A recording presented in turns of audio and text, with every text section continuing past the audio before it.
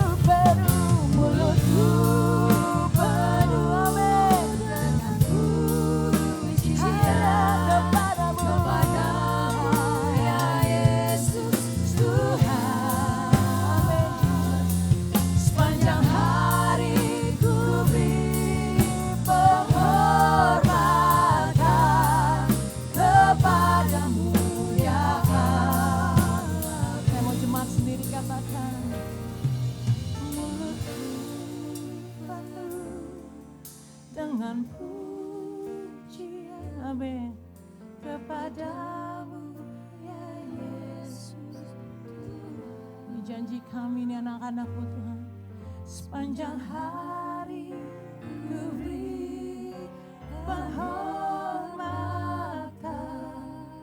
kepadamu ya. Boleh sekali lagi dengan cinta katakan. Mulutku penuh kasih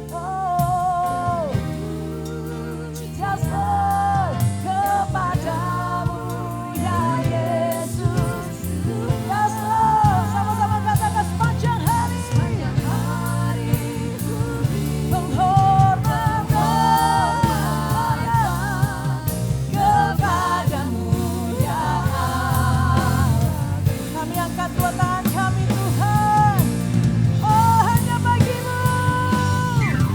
Mulutku penuh dengan pujian kepadamu ya Yesus Tuhan. Janji kami Tuhan, sepanjang hari ku beri penghormatan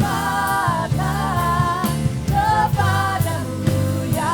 Sekali lagi katakan, oh mulutku penuh dengan pujian kepadamu ya Yesus Tuhan.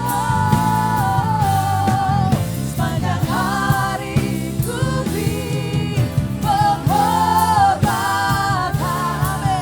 kepadamu ya Allah. Katakan sepanjang hari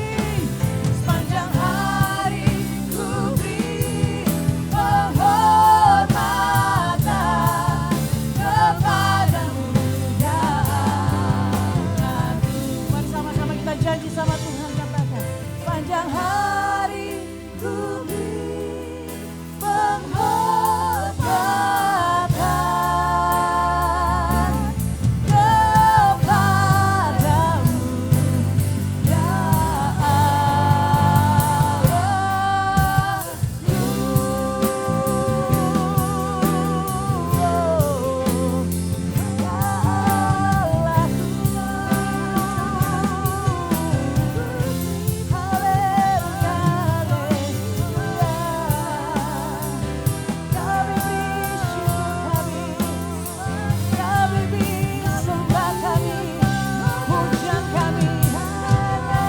kepadamu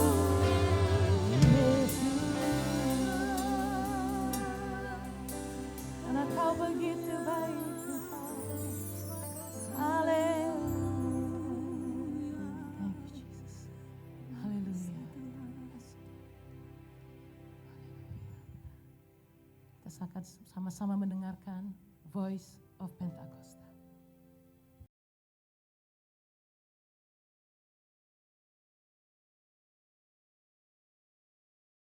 Shalom saudara, saya percaya hari ini kita semua dalam keadaan yang baik dan luar biasa. Dalam edisi Voice of Pentecost kali ini, kita akan membahas berkat bagi orang yang menjaga integritas hidup. Kita seringkali mendengar bahwa banyak orang sukses dan pintar, tetapi sedikit yang mempunyai integritas. Di dalam Alkitab terjemahan NIV, tercatat ada 22 kata integrity. Hal ini menunjukkan betapa pentingnya integritas di mata Tuhan. Lalu pertanyaannya adalah, mengapa orang percaya diminta untuk menjaga integritas? Orang-orang yang menjaga integritas, hidupnya akan mendapatkan keamanan, perlindungan, anak cucunya akan ikut bahagia, tuntunan, serta perkenanan dari Tuhan.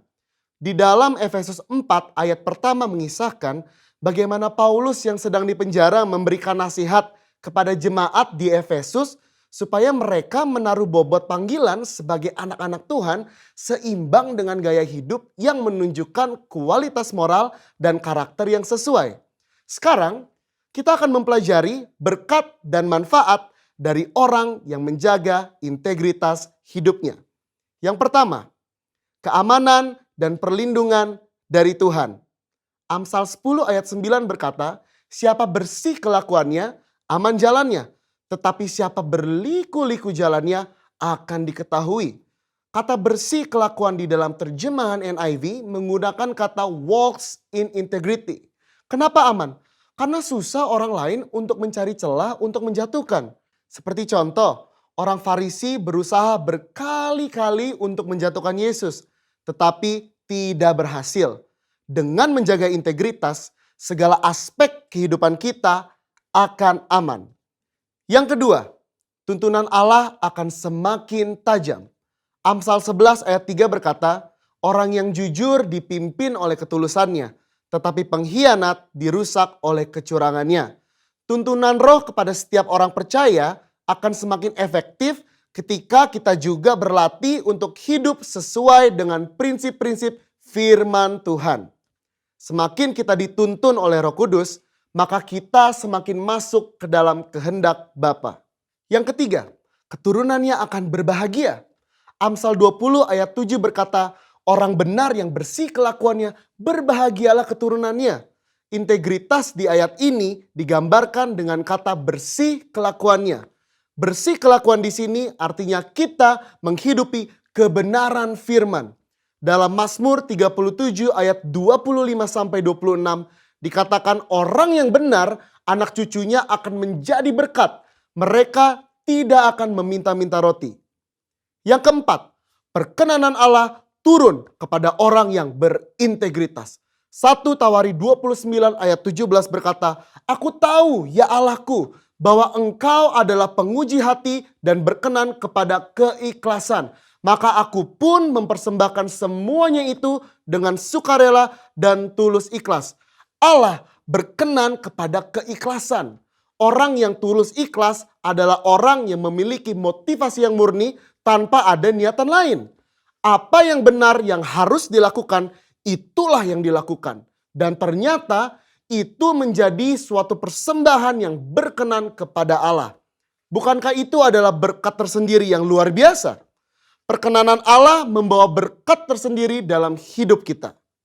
Berbicara soal perkenanan Tuhan, kalau kita melihat ayat emas kita tahun ini di Mazmur 24 ayat 4-5, maka secara khusus kata berkat dari Tuhan di situ berbicara mengenai perkenanan dan kemurahan yang Tuhan akan tunjukkan kepada mereka yang menjaga hidupnya bersih dan murni. Banyak ayat dari kitab Mazmur yang mencatat berkat dari orang yang dikenan oleh Tuhan. Salah satu contohnya adalah Mazmur 90 ayat 17 berkata, kiranya kemurahan Tuhan Allah kami atas kami dan teguhkanlah perbuatan tangan kami. Ya, perbuatan tangan kami teguhkanlah itu. Perkenanan Tuhan akan meneguhkan dan menguatkan hasil karya dan pekerjaan saudara dan saya. Bisnis, usaha, dan pekerjaan kita diteguhkan, dilindungi oleh Tuhan. Di dalam perjanjian baru, Yesus mengajar berbahagialah orang yang suci hatinya karena mereka akan melihat Allah. Yesus menyebutkan secara langsung berkat ini, yaitu mereka akan melihat Allah.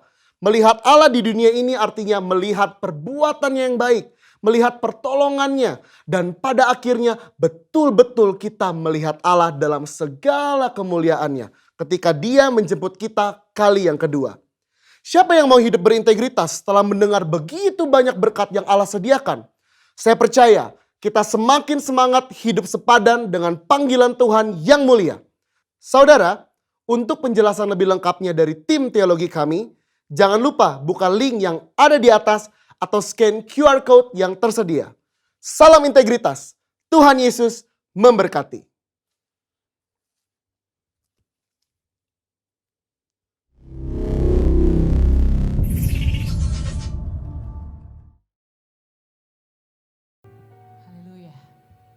Saya percaya kita semua di tempat ini itu karena kebesaran dan keajaiban Tuhan atas setiap kita. Haleluya. Tuhanlah kekuatan dan mazmurku. Hanya bagimu, hanya kepadamu kami percaya Tuhan. Terima kasih Tuhan Yesus.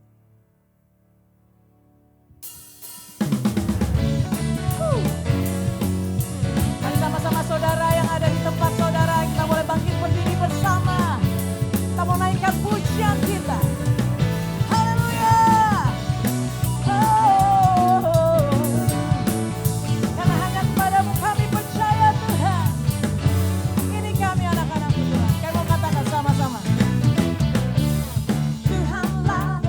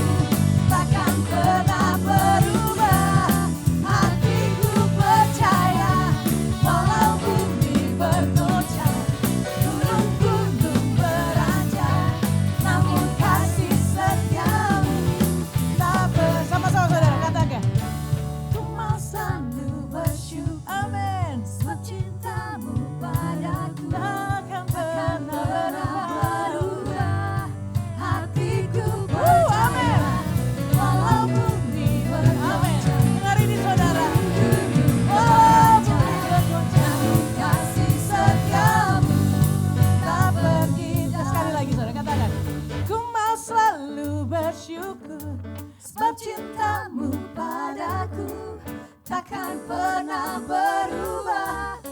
Hatiku percaya, walau bumi bergoncang, namun cintamu kasih setia tak pergi dariku. Kami angkat tangan kami mengatakan, ku mau selalu bersyukur sebab cintamu padaku takkan pernah berubah. Hatiku percaya, walau bumi bergoncang, gunung-gunung beranjak, namun kasih setiamu tak pergi. Walau bumi bergoncang, gunung-gunung beranjak, namun kasih setiamu tak pergi. Kata kasih setiamu, kasih setiamu tak pergi. Sama-sama sekali lagi, kasih setiamu tak pergi dariku.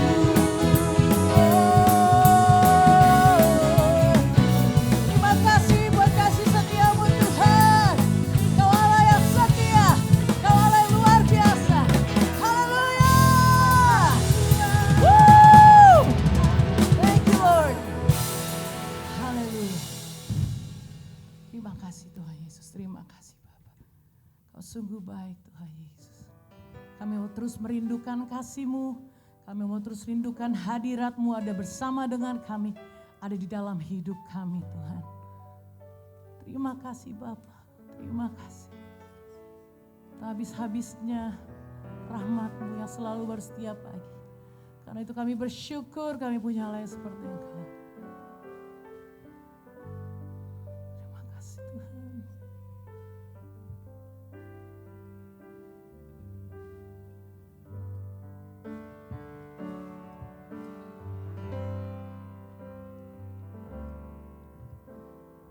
Tuhan, aku rindu. Tuhan, aku siap. Penuhi aku dengan Roh-Mu. Ku rindu lawatan-Mu.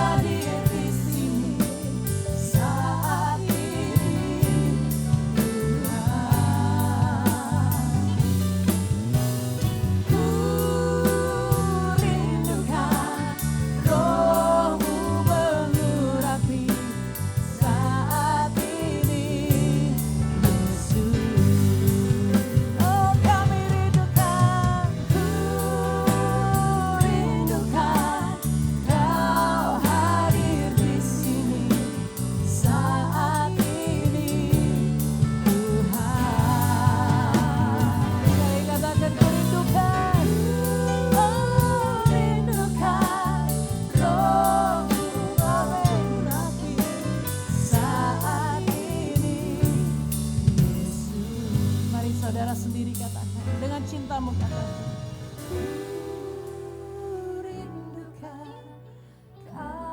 Amin. Dalam hidup kami Tuhan. Yes. Mari pandang Yesus dan katakan sekali lagi. Rindukan Roh-Mu mengurapi saat ini. Yesus, sekali lagi boleh saudara.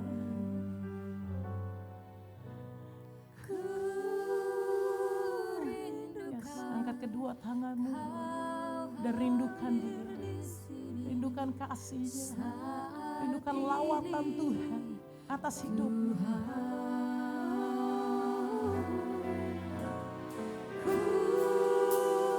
Rindukan Roh-Mu mengurapi saat ini, Yesus.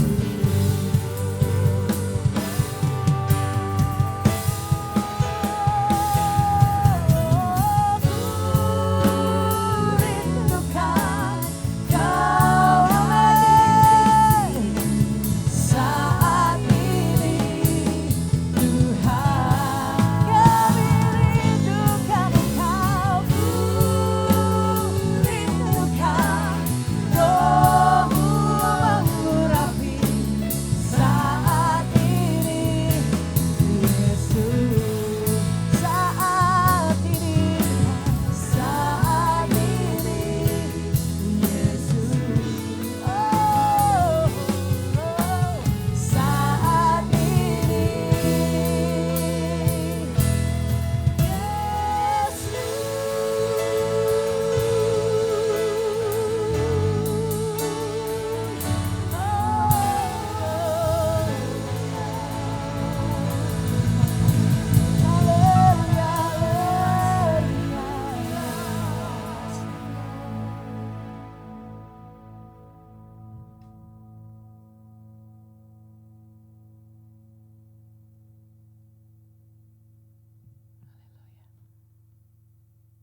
saat ini kita akan mendeklarasikan arti Pentakosta yang ketiga.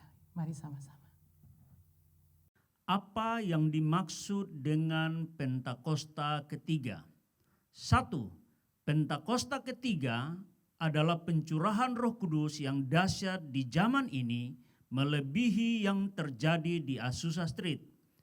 2. Pentakosta ketiga akan mengakibatkan penuaian jiwa yang terbesar dan yang terakhir sebelum Tuhan Yesus datang kembali.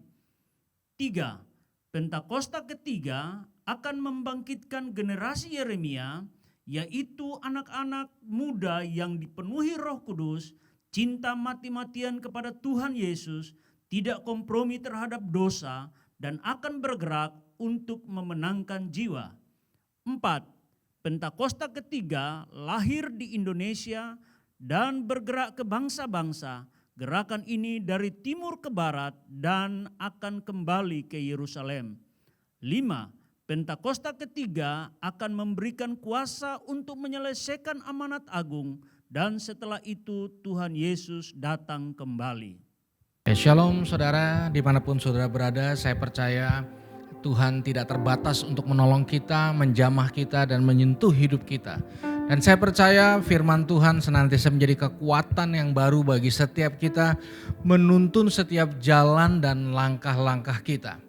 Dan mari kita siapkan hati kita dimanapun saudara berada, ya, supaya firman Tuhan memberikan sesuatu yang baru dalam kehidupan kita. Dan saya mengajak semua kita bersatu dalam doa. Mari tundukkan kepala dan mari kita berdoa. Tuhan, kami percaya tangan-Mu tidak kurang panjang untuk menolong dan telinga-Mu tidak kurang tajam untuk mendengar seruan kami. Itu sebabnya dimanapun kami berada, kami percaya tangan Tuhan menyertai kami, menuntun kami, membentuk kami, dan membawa kami menggenapi setiap rencana-Mu dalam kehidupan kami. Tuhan, sentuh hidup kami lewat firman-Mu. Berbicara bagi setiap kami ya Tuhan, jangan lewatkan kami. Dan kami percaya kami tidak akan selesai ibadah dalam keadaan yang sama, sebab firman-Mu memberikan kekuatan yang baru bagi kami. Kami sambut firman-Mu dalam nama Yesus. Haleluya. Sama-sama katakan amin. Puji Tuhan. Saudara, dimanapun saudara berada, saya Yeri Patinasarani bersyukur diberikan kesempatan untuk share firman Tuhan pada saat ini. Dan saya percaya kita itu sebenarnya semakin membutuhkan firman dalam hidup ini. Saudara, kalau kita melihat, saya yakin banyak orang setuju bahwa kita ada di masa yang gak mudah atau masa yang sukar. Apa yang terjadi 1 tahun belakangan ini yang belum memiliki sebuah kepastian yang benar-benar absolut, bahkan kita belum tahu ke depannya bagaimana hal yang terjadi, tapi hampir di semua lini kita menghadapi sebenarnya masa-masa yang gak mudah atau masa-masa yang sukar. Lain hal, saya juga percaya bahwa sampai hari ini Tuhan itu pasti masih berbicara lewat situasi dan kondisi yang terjadi dalam hidup kita. Jadi saudara, Tuhan bisa bicara lewat firman-Nya seperti hari ini. Tuhan bisa bicara lewat mimpi, lewat penglihatan atau apapun. Tapi Tuhan juga bisa berbicara lewat kejadian-kejadian atau masa-masa sukar yang terjadi di dalam kehidupan kita. Nah, hari ini saudara, saya percaya setiap masa sukar pasti melahirkan orang-orang hebat di dalamnya. Masa-masa sukar diizinkan Tuhan supaya apa? Supaya orang-orang yang menjalani dan melewatinya memiliki kapasitas-kapasitas yang luar biasa sehingga punya kapasitas menggenapi semua rencana Tuhan yang dahsyat di kemudian hari. Orang-orang hebat akan lahir di masa sukar. Orang-orang terhormat akan lahir di masa sukar. Dan cara khusus pada hari ini saya akan menyampaikan bahwa saudara, saya percaya orang-orang yang terhormat akan lahir dari masa-masa sukar. Siapa? Saudara dan saya. Kita belajar hari ini bagaimana menjadi orang yang terhormat di hadapan Tuhan. Saudara, menurut saya orang yang paling gila hormat adalah orang yang sangat tidak terhormat. Saya yakin hari-hari ini kehormatan Tuhan, kerajaan Allah ingin diimpartasikan bagi setiap kita sehingga ini menjadi penting. Masa-masa sukar adalah masa di mana orang akan melihat kehormatan nama Tuhan lewat hidup kita.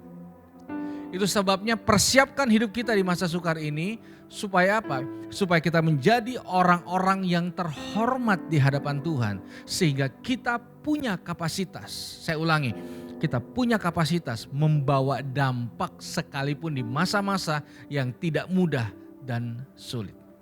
Saya ajak kita melihat Filipi 2 ayat 19 sampai ayat yang ke-25. Ada seseorang yang saya ingin ajak kita sama-sama belajar yang ditulis dalam firman Tuhan. Mari buka dengan saya Filipi 2 ayat 19 sampai ayat yang ke-25. Demikianlah firman Tuhan. Tetapi dalam Tuhan Yesus kuharap segera mengirimkan Timotius kepadamu, supaya tenang juga hatiku oleh kabar tentang hal ikhwalmu. Karena tidak ada seorang padaku yang sehati dan sepikir dengan dia, yang begitu bersungguh-sungguh memperhatikan kepentinganmu. Ayat 21, sebab semuanya mencari kepentingannya sendiri, bukan kepentingan Kristus Yesus. Kamu tahu bahwa dalam kesetiaannya telah teruji, dan bahwa ia telah menolong aku dalam pelayanan Injil sama seperti seorang anak menolong bapaknya. Dialah yang kuharapkan untuk kukirimkan dengan segera, dengan jelas kepadaku bagaimana jalan perkaraku. Ayat 24. Tetapi dalam Tuhan aku percaya bahwa aku sendiri pun akan segera datang. Ayat 25. Sementara itu, kuanggap perlu mengirimkan Epafroditus kepadamu, yaitu saudaraku dan teman sekerja serta teman seperjuanganku, yang kamu utus untuk melayani aku dalam keperluanku. Saya loncat ke ayat 29. Sudah. Jadi, sambutlah dia dalam Tuhan dalam segala sukacita dan, perhatikan baik-baik di ayat 29. Hormatilah orang-orang seperti dia. Artinya di dalam begitu banyak hal selalu ada orang-orang yang terhormat yang Tuhan munculkan bagi kemuliaan namanya. Saudara, siapa orang-orang yang terhormat di hadapan Tuhan? Saya bawa satu definisi sederhana, sudah. Orang-orang yang terhormat di mata Tuhan adalah orang-orang yang tahu bahwa selalu ada hal-hal atau kepentingan-kepentingan yang lebih besar dari dirinya sendiri, dari perasaannya sendiri, dari keuangannya sendiri, dari kehidupannya sendiri. Orang terhormat adalah orang yang tahu cara menghormati orang lain atau memikirkan atau melihat hal-hal yang lain selain dirinya. Saudara, masa sukar biasanya membuat orang makin egois. Kita tahu awal-awal pandemik di mana orang rebutan masker, rebutan semua alat kesehatan, sepertinya membuat orang itu makin egois, tapi tidak terjadi pada orang-orang yang terhormat di hadapan Tuhan.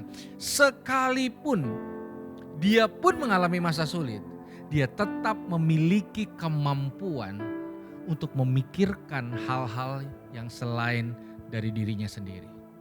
Sekalipun dia butuh terobosan dalam keuangan, dia tetap mendoakan terobosan keuangan orang-orang lain yang membutuhkan. Sekalipun dia butuh usahanya, tokonya laku atau bertahan, tapi dia tidak pernah lupa mendoakan toko-toko lain, usaha lain, bahkan saingan-saingannya untuk juga diberkati. Orang-orang yang terhormat yang Tuhan lahirkan adalah orang-orang seperti ini, saudara. Ketika dia butuh didoakan, dia mendoakan orang lain. Ketika dia butuh diperhatikan, dia perhatikan orang lain. Ketika dia butuh didukung, dia mampu untuk mendukung orang lain. Semua proses pengenalan kita akan Tuhan akan membentuk karakter Kristus yang seperti itu dalam kehidupan kita, saudara. Orang yang berjalan bersama Tuhan adalah orang yang terhormat karena dia tahu cara menghormati orang lain. Saudara, saya ajak kita lihat Galatia 5 ayat yang ke-26. Demikianlah firman Tuhan. Galatia 5 ayat yang ke-26. Dan janganlah kita gila hormat. Janganlah kita saling menantang dan saling mendeki. Saudara, Alkitab mengajar jangan gila hormat, tapi jadilah orang yang terhormat.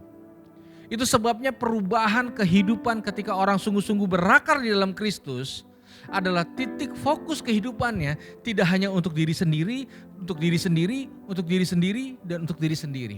Ini momen terbaik untuk kita melayani Tuhan. Bagaimana caranya, saudara? Dimanapun saudara berada, situasi apapun yang sedang saudara alami, jangan pernah berhenti berbuat kebaikan pada orang lain. Taruh ruang juga dalam hati kita untuk melihat kepentingan-kepentingan orang lain juga digenapi dan dipenuhi lewat kita. Sangat tidak mudah. Ketika lapar, memberi orang makan. Ketika haus, memikirkan bagaimana orang lain itu tidak haus. Orang-orang ini adalah saudara orang-orang yang tahu bagaimana memperlakukan. Itu sebabnya firman selalu mengajar kita bagaimana berdiri sebagai orang terhormat. Alkitab seringkali menulis, hormatilah Tuhan Allahmu. Hormatilah, berikan rasa hormat kepada Tuhan. Maka kita tahu bagaimana cara menghormati orang lain dan situasi-situasi yang terjadi. Alkitab juga berkata dalam kitab Efesus, hormatilah kedua orang tuamu. Alkitab juga berkata, saudara, hormatilah pernikahanmu. Jadi bagaimana menaruh sebuah respek atau rasa hormat di dalam pengenalan kita akan Tuhan, itu akan menghasilkan pengenalan akan Tuhan di mata dan di hati orang-orang lain, saudara.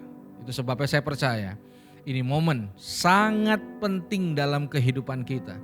Ini momen di mana kita harusnya bergerak bersama Tuhan, menggenapi rencananya, menjadi alatnya.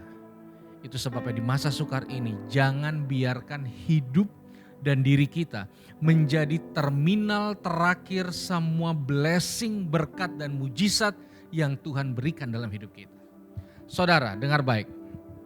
Banyak orang hanya tahu dampak dari berkat dan mujizat. Jelas sangat berdampak. Kita dipulihkan, kita disembuhkan, kita mengalami terobosan, kita mengalami multiplikasi, kita mengalami anugerah yang dahsyat. berkat, mujizat, karya salib akan membawa dampak besar dalam hidup kita.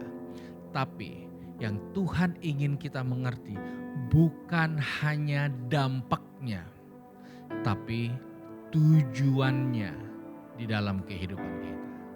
Ada tujuan mujizat terjadi dalam hidup kita. Ada tujuan ekonomi kita ditolong Tuhan dan dipulihkan Tuhan. Ada tujuan saudara disembuhkan Tuhan. Ada tujuan hari ini Tuhan masih pelihara saudara.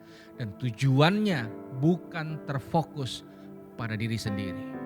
Saudara, di bagian lain Alkitab berkata bahwa kita ini buatan Allah. Made in surga.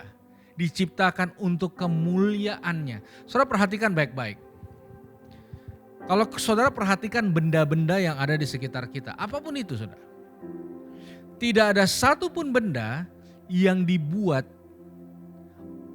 bertujuan untuk kepentingan benda itu sendiri.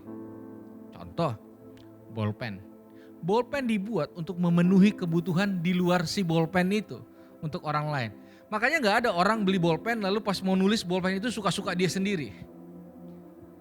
Ya, kursi dibuat untuk bisa menolong orang lain, bukan untuk si kursi sendiri. Jadi nggak ada orang mau duduk kursi itu milih, digeser-geser sendiri, nggak ada. Semua benda diciptakan untuk dinikmati orang lain. Saya percaya demikian pula dengan diri kita. Kenapa kita harus berbuah? Kenapa kita harus punya mentalitas berbuah? Saudara bayangin, benih berakar, tertanam dan berakar. Lalu mulai bertumbuh. Melewati semua musim ekstrim, panas, dingin, semua. Dan mengalami proses panjang. Dan akhirnya apa? Berbuah. Adakah pohon yang menikmati buah itu? Tidak. Buah itu akan dibawa ke pasar dan akan dinikmati oleh kita. Itu adalah sebuah mentalitas kerajaan Allah. Tahu ada kepentingan, ada kehormatan yang lebih besar dari diri kita sendiri. Saya baca Filipi 2 ayat 1 sampai 4. Jadi karena di dalam Kristus ada nasihat, ada penghiburan, ada persekutuan roh, ada kasih mesra dan belas kasihan. Karena itu sempurnakanlah sukacitaku dengan ini. Hendaklah kamu sehati sepikir dalam satu kasih, satu jiwa, satu tujuan.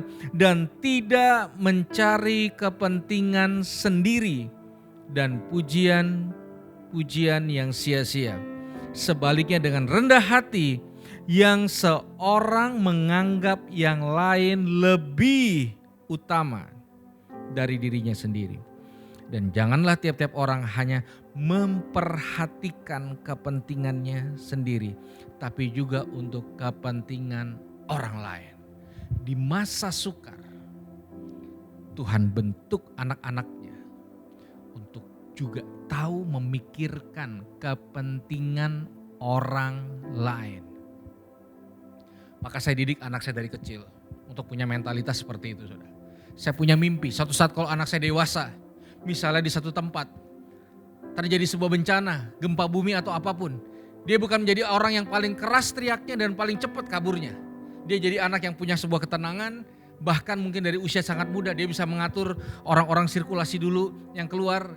Mungkin ibu-ibu hamil dulu, anak-anak dulu. Dia punya intelijensi dan ketenangan yang terukur dan ruang yang luas untuk kepentingan orang lain juga. Dan saya rasa kita perlu bangun ini, saudara. Kalau kita akan kalah dalam pertempuran-pertempuran di masa sukar yang makin gak mudah hari-hari ini. Dan ini adalah kesempatan untuk kita menyatakan siapa Tuhan buat seluruh mata dan hati di dunia ini. Bahwa anak-anak Tuhan adalah orang-orang yang mampu tidak memilih untuk hidup secara egosentris, tapi juga memilih untuk membangun hidup orang lain. Roma 15 ayat 1-3. Kita yang kuat wajib menanggung kelemahan orang yang tidak kuat. Dan jangan kita mencari kesenangan kita sendiri. Setiap orang di antara kita harus mencari kesenangan sesama kita demi kebaikannya untuk membangunnya. Sudah sangat penting untuk mengerti apa yang firman Tuhan ajarkan bagi setiap kita. Jangan egois. semakin kita egois, semakin kecenderungan kita akan hidup dalam ketakutan dan kekhawatiran.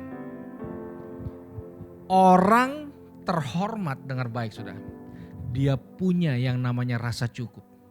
Dia tahu persis rasa cukup, limit cukup, sehingga ada ketenangan batin yang kuat dalam kehidupannya. Saudara, seringkali waktu saya melayani dalam pernikahan, biasanya pendeta juga dimintai untuk datang ke resepsi lalu berdoa, makan biasanya. Dan menurut pengalaman saya, ini terjadi sebelum masa pandemik. Saudara, biasanya kalau pendeta mulai berdoa, belum amin, suara piring udah ada, orang udah mulai ngantri, bahkan beberapa udah mulai makan, bahkan beberapa udah mulai nambah, bahkan beberapa udah mulai siap bungkus itu makanan. Betul gak? Saudara bayangin dalam sebuah acara resepsi, ya, orang-orang yang sebenarnya punya kapasitas beli makanan itu gak buat miskin. Tapi kadang-kadang itu atmosfernya, orang takut gak kebagian. Apalagi kalau tempatnya ini hanya menyediakan makanan yang sedikit. Nyelak, nyerobot, kayak takut kekurangan.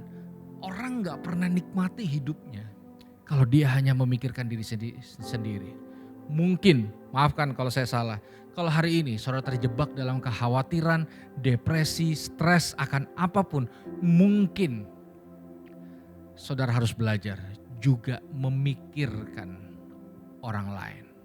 Saudara, ada cerita menarik, saya khotbah dengan ini bertahun-tahun dan saya gak pernah bosan dan selalu membuat saya bersemangat saudara. Menurut saya, ini pandangan teologis saya saudara. Selain Yesus, orang yang paling fenomenal dalam perjanjian baru itu adalah seorang perwira yang bahkan namanya tidak ditulis dalam Alkitab. Mungkin saudara sudah banyak tahu soal perwira ini, tapi menurut saya selain Yesus, inilah orang yang paling fenomenal saudara. Kisahnya ada di Matius 8 ayat 5-10. Sekali lagi saya ajak saudara buka Alkitab dan mari dengan saya buka Matius 8 ayat 5-10. Saya berharap saudara masih bersemangat dimanapun saudara berada. Perhatikan baik-baik, menarik sekali saudara. Matius 8 ayat 5-10. Ketika Yesus masuk ke Kapernaum, datanglah seorang perwira mendapatkan dia dan memohon kepadanya, "Tuan, hambaku terbaring di rumah karena sakit lumpuh dan ia sangat menderita." Yesus berkata kepadanya, "Aku akan datang menyembuhkannya." Tetapi jawab perwira itu kepadanya, "Tuan, aku tidak layak menerima Tuan di dalam rumahku. Katakan saja sepatah kata, maka hambaku itu akan sembuh. Sebab aku sendiri seorang bawahan dan di bawahku ada pula prajurit.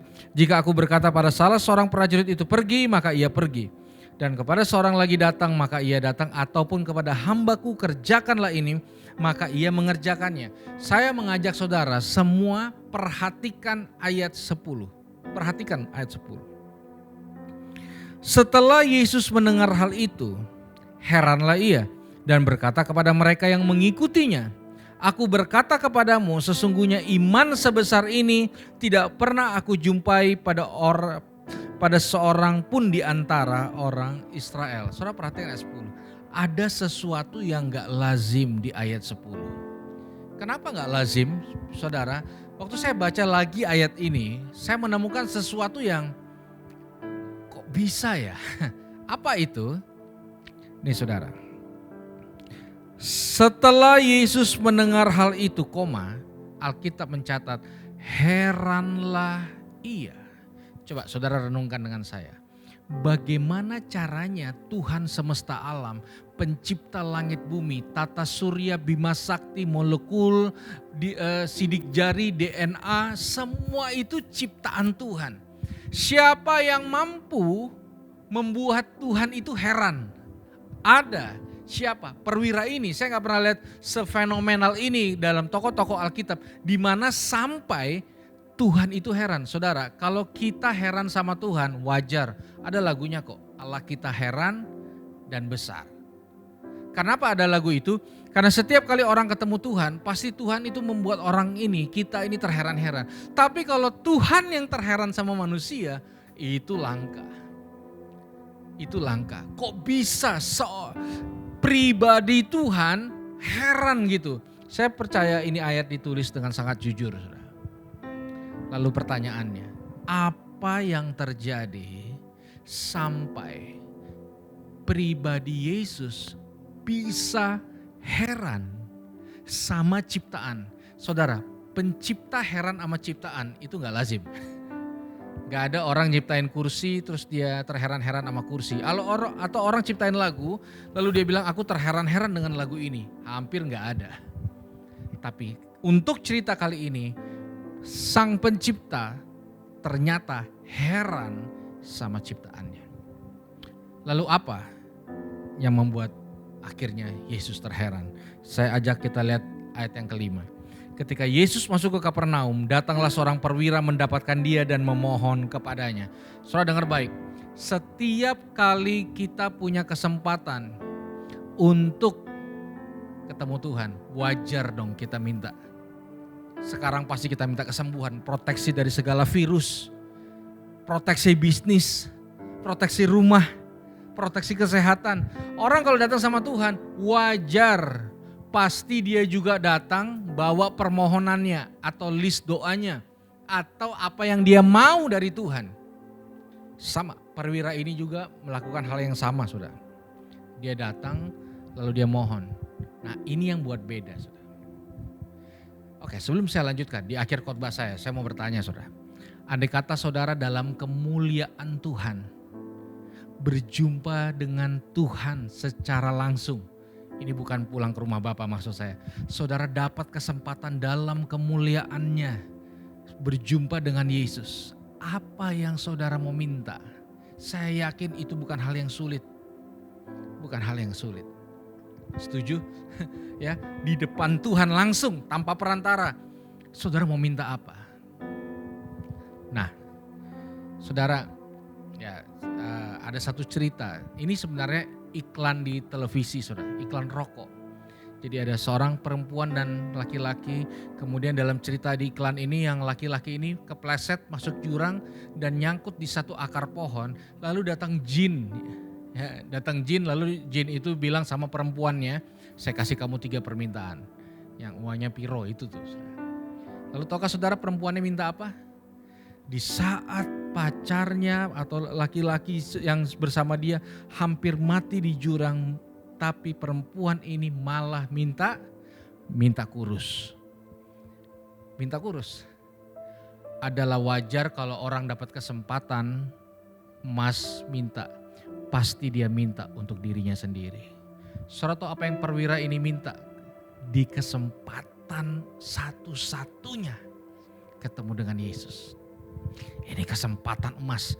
Dia bisa minta naik gaji, dia bisa minta naik pangkat.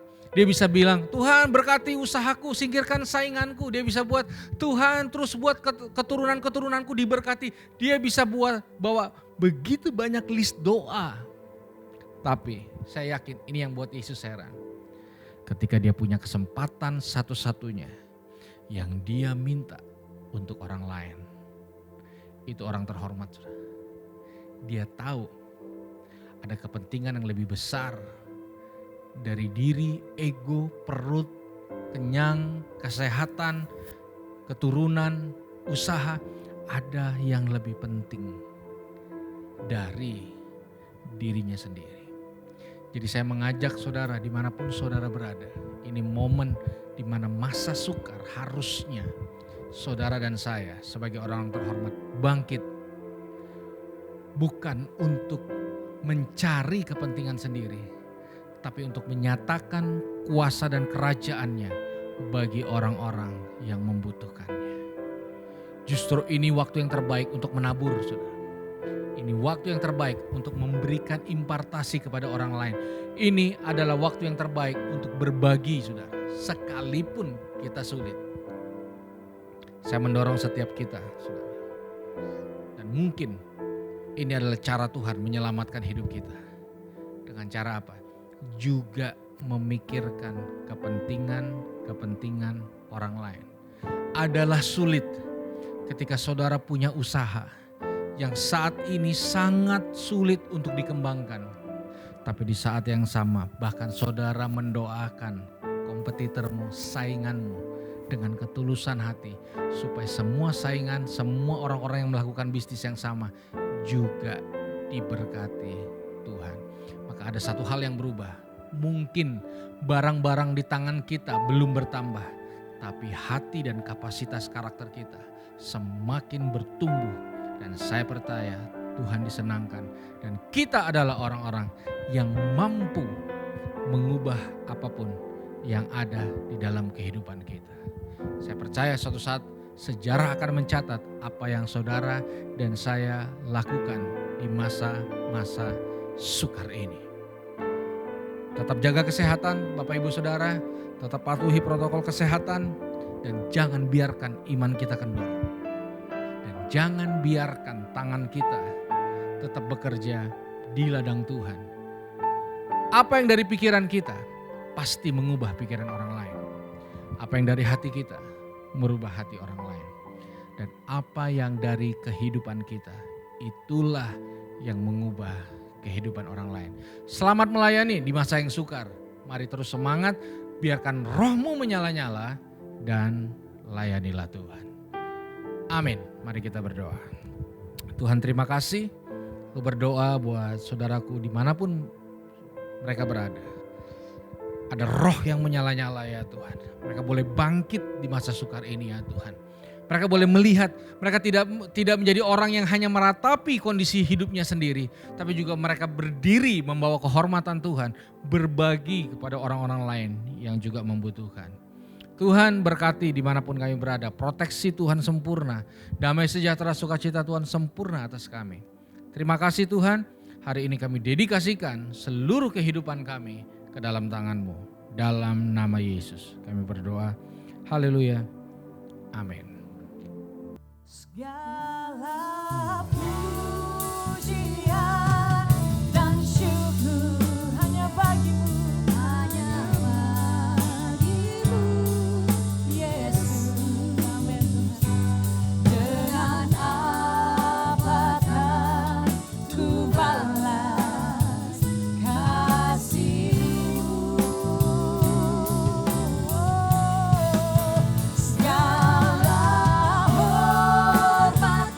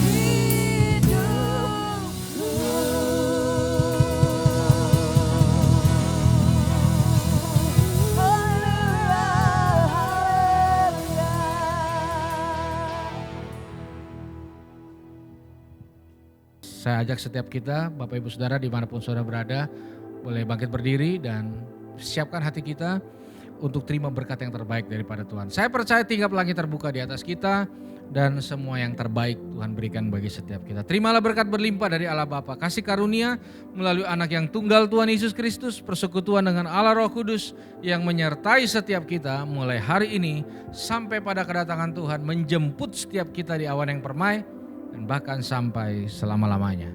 Dan setiap kita yang percaya sudah diberkati, mari bersama-sama kita katakan,